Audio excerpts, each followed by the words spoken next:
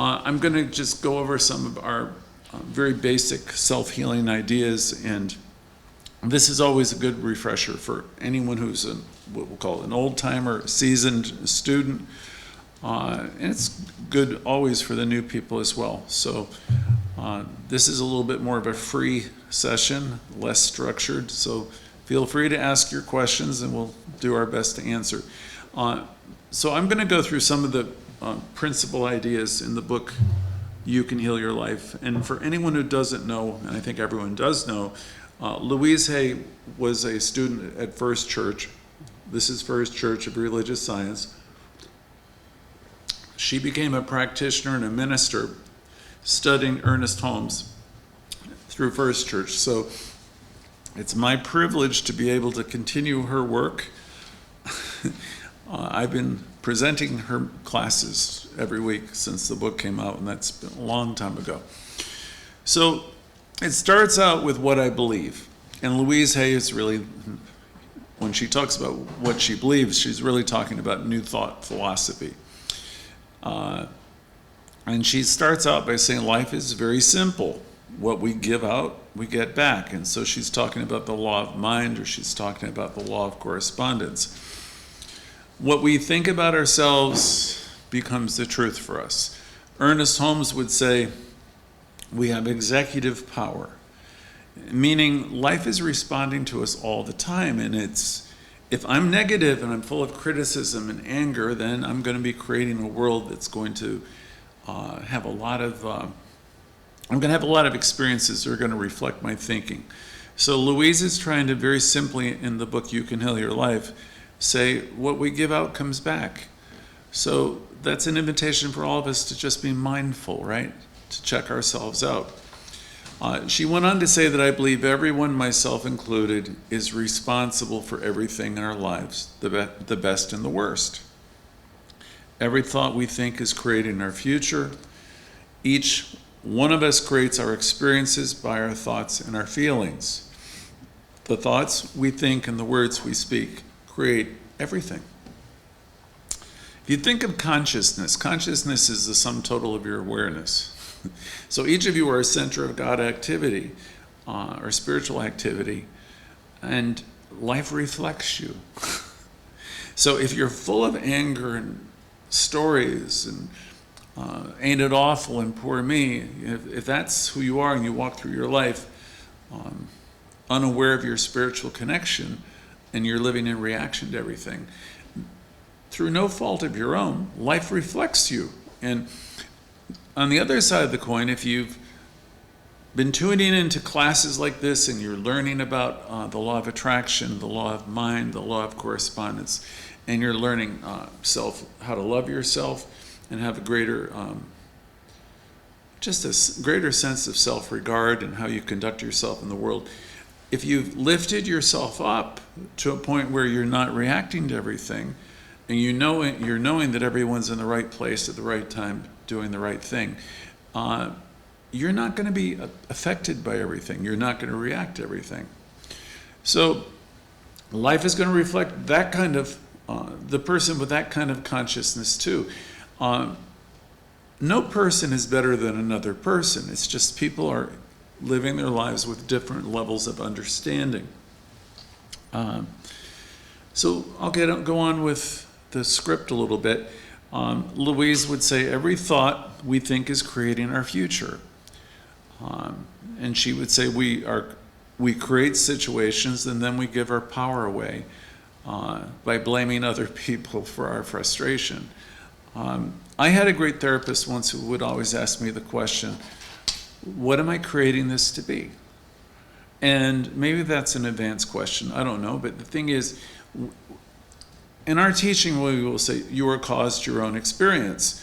So if I have a resentment against a person or a group of people or anything really, the question is what am I creating this to be?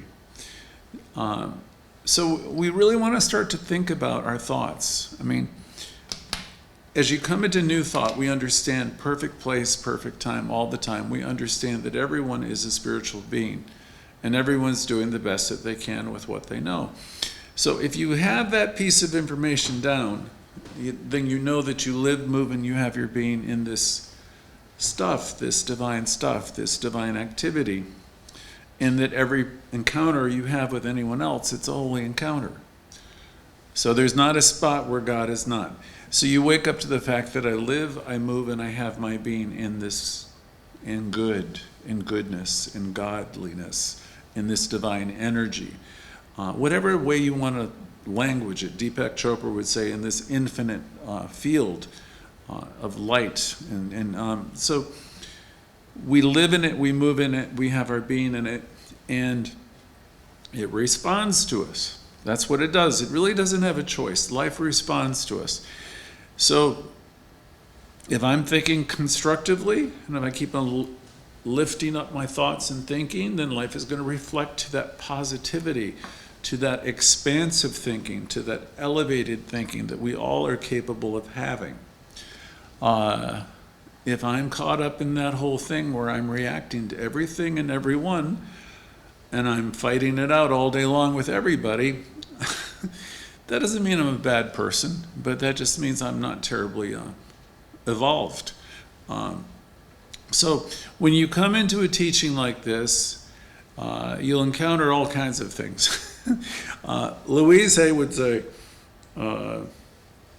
you're looking at your life and you're assessing yourself, and you don't even know where to begin. And she would say, you begin wherever you are, because every thought you think is creating your future. One of the things you start to do is you start to monitor your own thought processes. And you start to see, is this life-giving? Is this life-giving? Am I a positive person? Am I fun to be around? Or am I shoulding on everybody? If I'm a person who's always telling everybody what to do, Louise would say, well, that indicates that there are patterns of rigidity within you.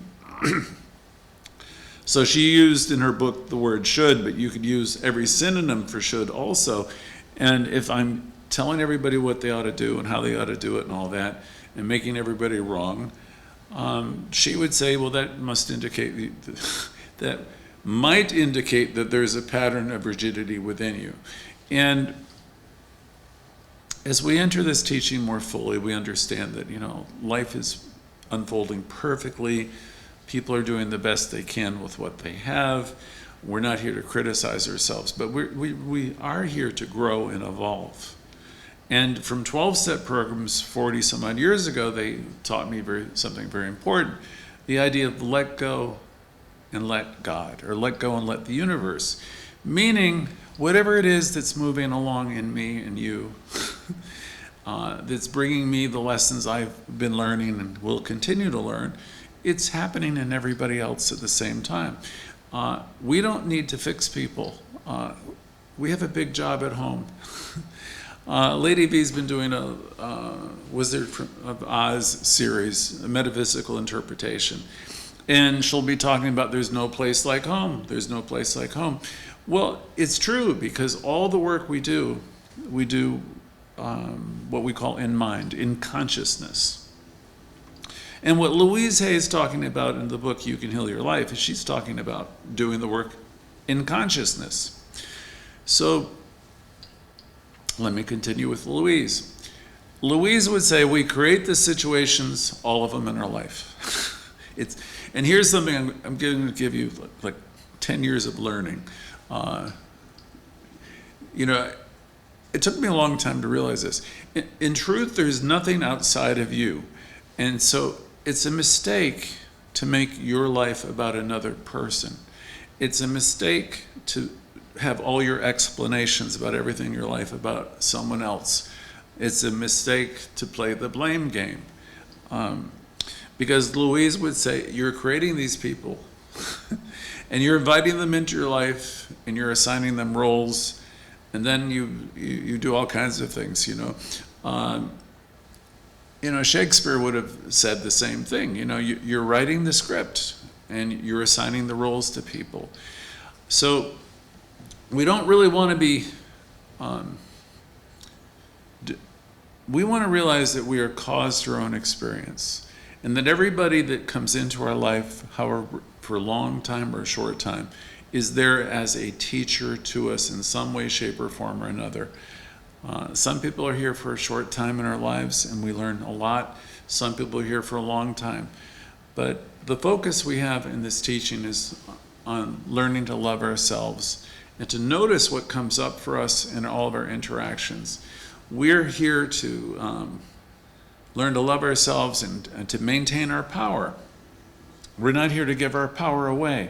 Well, what does that mean, give your power away? Every time you react, anytime you lose your cool, get all bent out of shape, in some way, shape, or form, you're giving your power away. There's a reading from the 12-step big book years ago. I used to have it memorized, but it's a passage on acceptance, and it will say, nothing, absolutely nothing happens in God's world by mistake. I will find no serenity until I can accept that person, place, or thing as being exactly the way it's supposed to be. So, life is fine. Life always is fine. We get all bent out of shape, worried about everything and and when you come into a teaching like this, you'll hear somebody say something like, be still and know that you are God. Be still and know that you are living and moving and having your existence in this divine substance. Wake up. Wake up from the stories that you're telling yourself that there's something wrong with you. Begin to realize that you're magnificent, you're whole, and you're complete. Start to realize that everyone else in this journey that you're traveling with is also in the divine right place, whole and complete. Louise would say when you really begin to love yourself, everything in your life begins to work. So we don't spend much time talking about other people when we start working on ourselves. I recall when I was a younger person, just getting all this wonderful information. And I was very smart. I thought kind of bright. And I used to know what was wrong with everybody. And I probably would have pointed it out to them if they would have let me. But what I know now and what I learned along the way is, if you spot these problems, if you spot it, you've got it. Just because I could see all the flaws in everybody, sure, I was bright enough, but what it was is I was seeing what was wrong in other people, and I wasn't really owning my own part of it. When you really start to love yourself more and more and more, you'll be amazed how you're okay with other people. You'll notice it. You'll see what they're doing, and you'll realize, oh, okay, that's where I was. I can relate to that. But you don't get triggered. You don't get upset so much because you realize that these folks, every last one of them, are doing the best they can with what they know. They're spiritual beings, and they're evolving. Louise Hay had a great grasp on the whole picture. Loving herself the way she was, there's nothing I need to change. She'd say, I'll always be the perfect me. So, she knew she was perfect in her imperfection, and she knew she was evolving and growing. And she went on to say, she was loving people, and she's loving the world the way it is. And see, you can get into lots of discussions with people who'll talk about what's wrong with the world and what's happening in the world.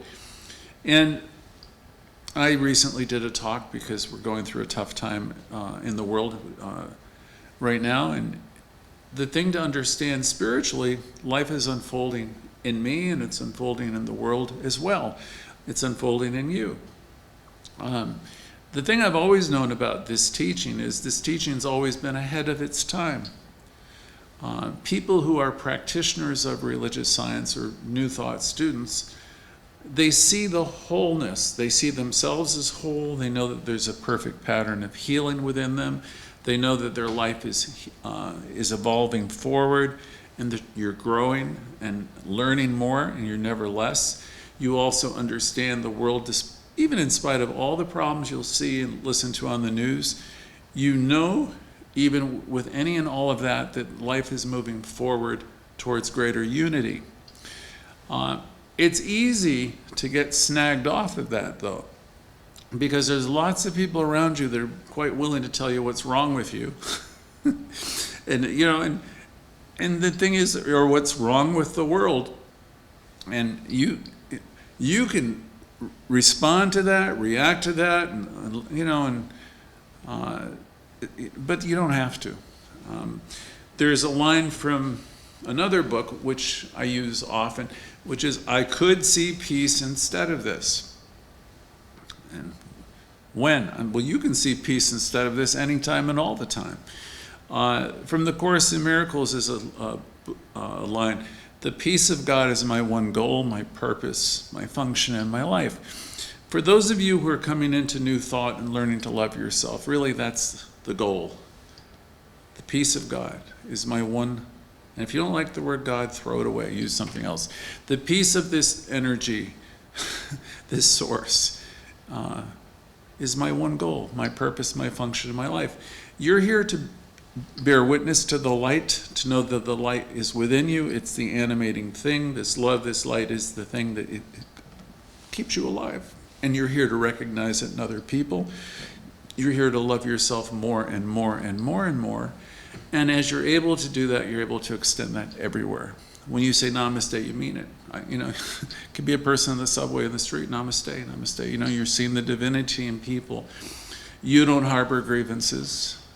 Love holds no grievances. You have no interest in hanging on to them. You don't get any benefit from it. So Louise was the best of the best because she taught the teaching. She gave it to us so simply, and because of her, she's really brought new thought to a whole different generation and a much, much larger group than ever would have gotten it before. So let me continue on. Louise would say the universal power never judges us or criticizes us. It only accepts us at our own value. In other words, life is responding to us. And she says, then it reflects our beliefs back to us. If I want to believe that life is lonely and no one loves me, she said, then that's what I will find in my world.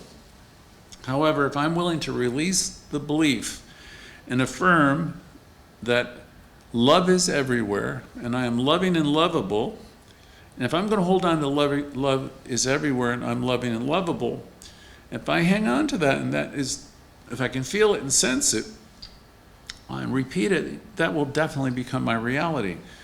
And she said, as a result, loving people will come into my life, and the people who are loving will become more loving, and I will find myself more easily expressing love to others. She went into next, she's saying a lot of us have, foolish ideas about who we are, and we have many, many rigid rules about how life ought to be lived. And that's, again, in part of the book where she'd be talking about the word should. She said, no, this isn't to condemn us with our ideas. She said, for each of us is doing the very best that we can at this very moment. If we knew better, if we had more understanding and we had more awareness, then we'd be doing a lot of things differently. Please, if you're on this call and you're new, don't put yourself down for being where you are. Please get excited about the fact that you have power in your life to change your whole life around. You can hitch your wagon to the stars that Emerson spoke of. And even if you've been doing things that have been self-destructive or self-defeating, you can turn that all around. You can start wherever you are. Louise, in an explanation of how it happened, she said when we were very little, we learned how to feel about ourselves from the adults around us usually. And she said that's how we learned how to think about ourselves, about the world. Now, if you lived with people, she said, who were unhappy, frightened, guilty, oftentimes angry, then you learned a lot of negative things about yourself and about the world. Maybe when you're in your quiet moments, that inner conversation that I ask everyone every week.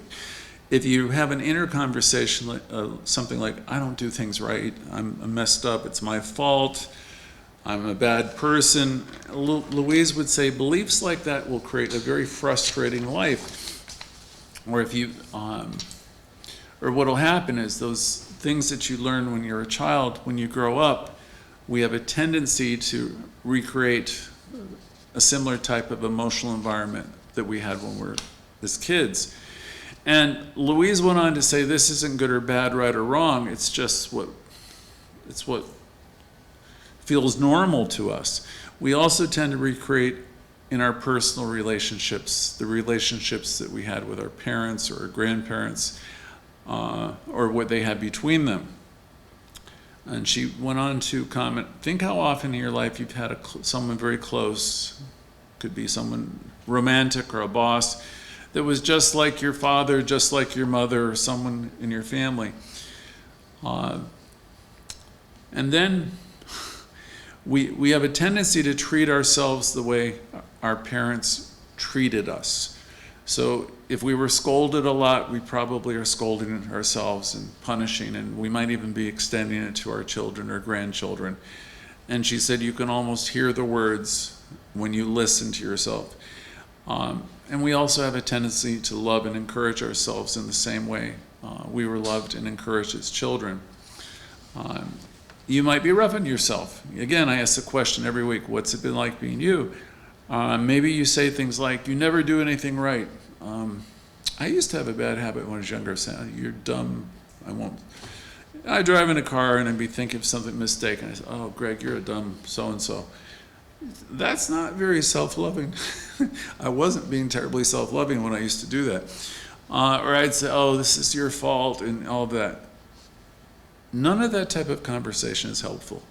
And so we come right back into the class where we will suggest that you start to adopt some of our little sayings like, I release the need to criticize myself. Never criticize myself. Because that just locks you into the pattern. Louise would suggest that we start saying things like to yourself, in the mirror if you can, or just to yourself, as an affirmation.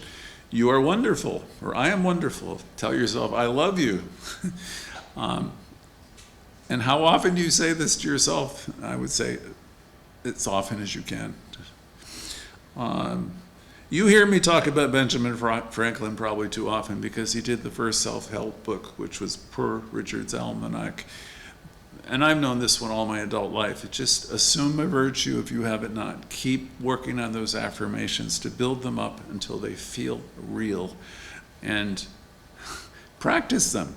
And then, they will start showing up. If you're a little bit miserly, start being a little bit more generous. Find a way to say a kind word to people. I promise you it won't kill you. Our teachers in teaching teach us to be lifters. Find the way to give the good word to people. Keep talking about the good. We're a teaching that's born out of the understanding that we live, move, and we have our being in divine substance. So we live in God, move in God, and we're part of God. So keeping that in mind, then just keep talking about that, extending that love to people. And when you find that you're being critical, stop. Stop in the name of love. Simply stop mid-sentence and say, I release the need for this. Or as Kat would say, what does she say? I release this because it no longer serves me, or something like that, right? With everybody and anyone in your life, what you could be doing, because I don't want to use that word, should, just entertain the idea of saying and thinking that whoever it is and was doing the best they could with what they had, what they were taught as children, with what they have been carrying with them. So I'm going to skip through another section onto the point that I want to focus on next. Louise said the point of power is always in the present moment. Long before I heard about that, I think it was Ram Dass who said, be here now. The same idea. All the power is here. It's in the now. It's not in the past. All the events you've experienced in your lifetime up to this moment have been created by your thoughts and your beliefs. And that's all of the past. They were created by the thoughts and words that you had last week, last year, 10, 20 years ago, or more, depending upon your age. All of that is your past. It's over and it's done. What's most important right now is this moment and what you're choosing to think. Ernest Holmes was always talking about not bringing in the ancient corpses, and I've stopped talking about corpses and I started talking about dead wood. If you're bringing in your grievances, your anger, your resentments, and your stories about what happened to you, what's been done to you and all that, then you're just keeping all that stuff alive, and it will weigh you down. It's just not going to take you any place you want. And Louise Hay would say it's your past. It's over and done with. What's important is this moment.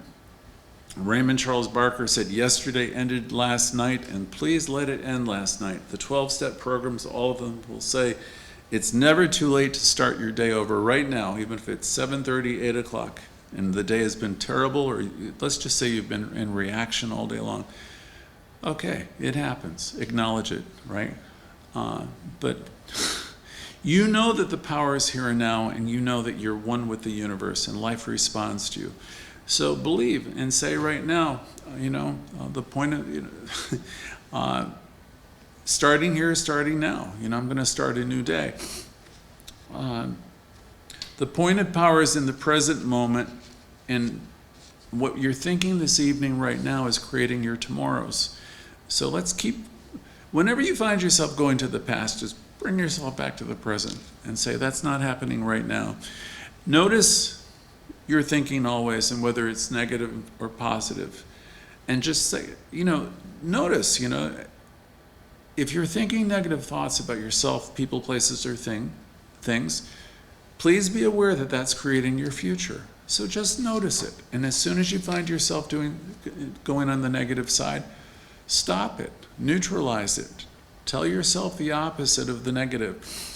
If you get into spiritual mind treatment or affirmative prayer more, which I will teach in greater depth, in the glossary, Ernest Holmes will say it's the time, the art, the method of ridding the negation, he said, the negativity from your consciousness so you can experience the presence.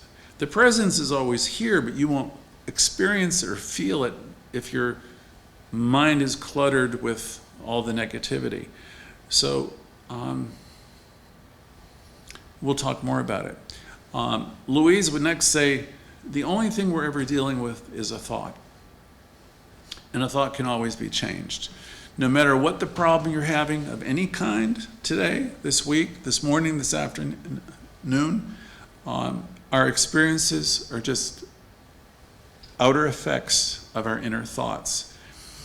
She went on to say, even if your self-esteem is really low, there's self-hatred and all that, she said it's only hating a thought you have about yourself. You have a thought that says, I'm a bad person, I've done unforgivable things, and then this thought produces a feeling, and then you buy into this feeling. However, if you don't have the thought, you won't have the feeling.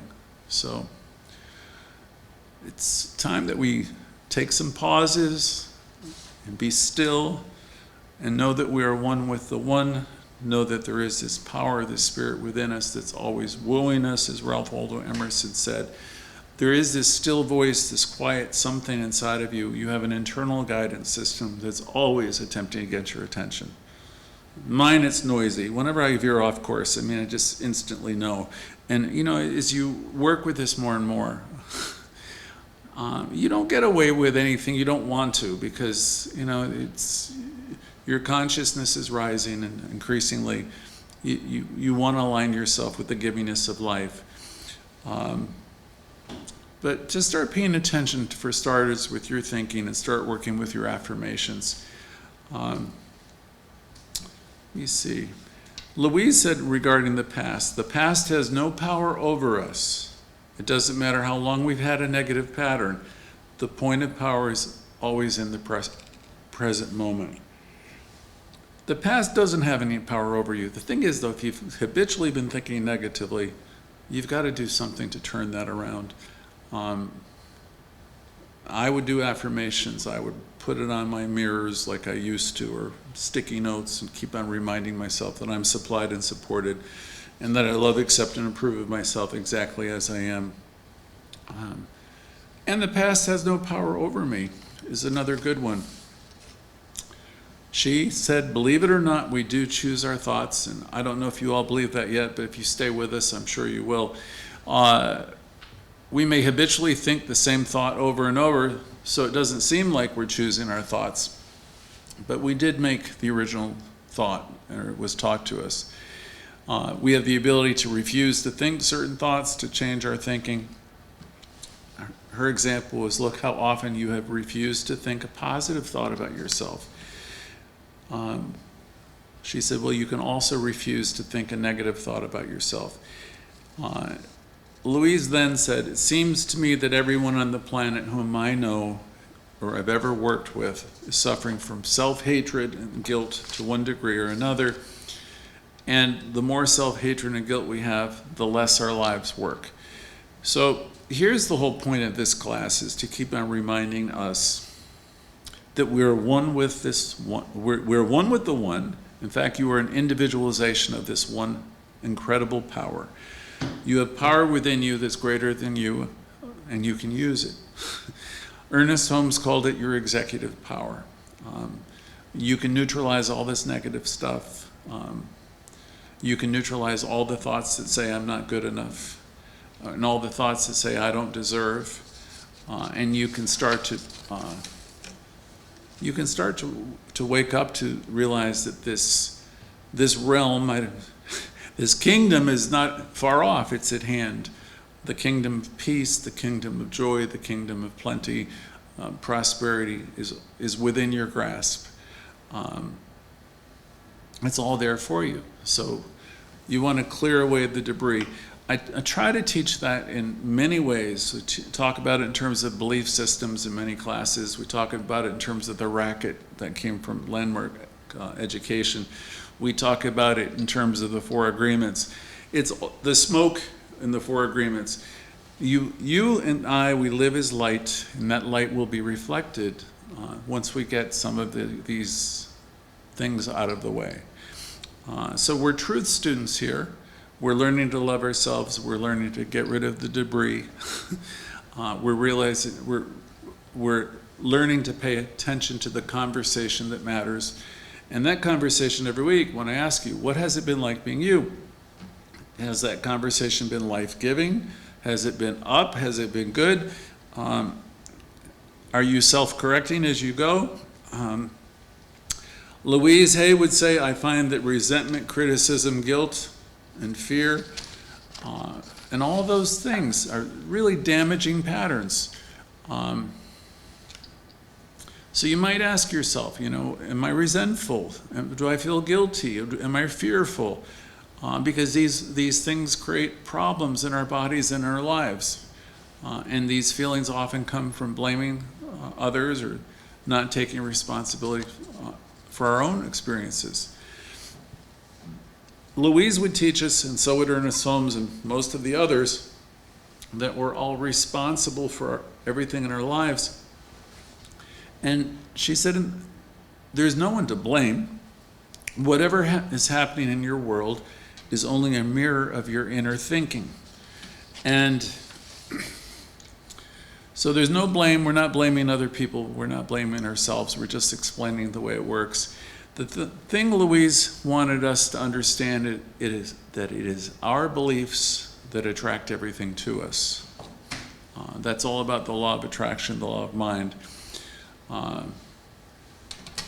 She went on to say, if you find yourself saying everybody does this to me and this to me, or criticizes me, or treats me a certain way, or does something to me, she said it's your pattern. So let's start talking. Let's start our conversation in terms of what we are allowing and what we're creating. There is some thought in us that attracts people who exhibit this kind of behavior.